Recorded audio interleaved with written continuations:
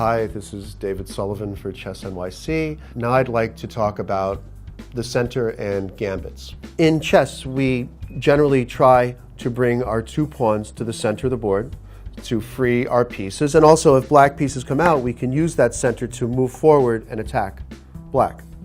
But black will try to stop us from making our center. If we play, let's say, e4, black might play e5.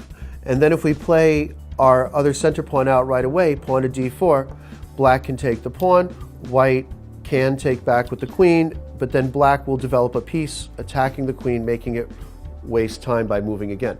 And then black will develop another piece. And then all of a sudden black has more big guys out than white. Black has two pieces developed, white only has one piece developed. Pawns are not considered pieces, they're just pawns. So white wants to bring the two center pawns out, but black is fighting against it with his first move. He's saying, well, you bring this pawn out, I will take you right away. White can use, in this position, what's known as a gambit. Gambit comes from the Italian word gambito, which means to trip up. So white is trying to trip up black. White plays his pawn to f4. He offers black a pawn. Black can take the white pawn and white won't be able to capture back. But what white is trying to do is deflect the pawn so that later he'll be able to more easily bring his other center pawn up and black won't be able to take it. Another example of a gambit, and this is an opening that shows up in my own games occasionally, is when I would play white, I would often play d4, black plays knight f6, I go c4 and black plays c5.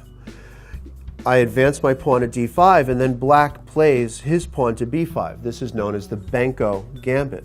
Black intends to offer me a pawn and then offer me another pawn so that later in the game he'll have two open lines for his rooks that he can use to put pressure on me down here.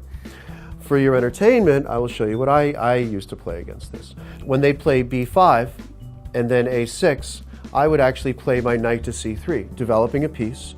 Black would take the pawn. This pawn is unprotected, but I don't grab it. I play pawn to e4. I free my bishop. Black attacks my knight. I bring my knight to b5. And now it looks like my pawn on e4 is hanging. That is, it's unprotected. But if black takes my pawn on e4, I can then attack his knight.